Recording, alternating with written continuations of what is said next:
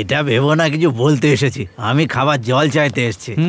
আসলে আমাদের স্যারের একটু গরম জল দরকার ছিল। আরে আমাদের জয় স্যার। কোন স্যার? ওই যে সাব ইন্সপেক্টর ওখানে দাঁড়িয়ে আছেন। স্যার গত রাত থেকে উনি ক্লান্ত, গলা বসে আছে। উনি ভাবছেন যে আবার করোনা না হয়ে যায়। আসলে ওয়েদারটা কেমন একটা না, সেই জন্যে।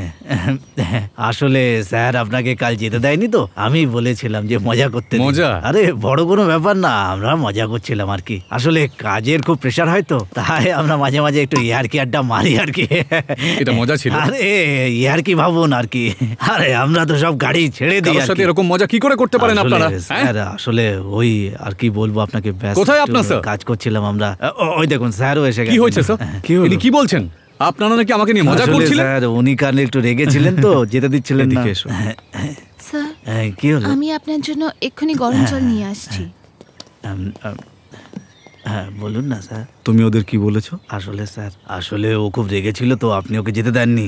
সেই কথাটা ওর মাথায় চলছে এখনো। তাই আমি সেই কথাটা ওর মাথার থেকে বের করার জন্য আমি ওর সঙ্গে একটু কথা বলে হালকা করছিলাম ওকে আর কি, আর কোনো ব্যাপার না। তুমি ছোটদের সঙ্গে কথা বলতে শেখোনি নাকি?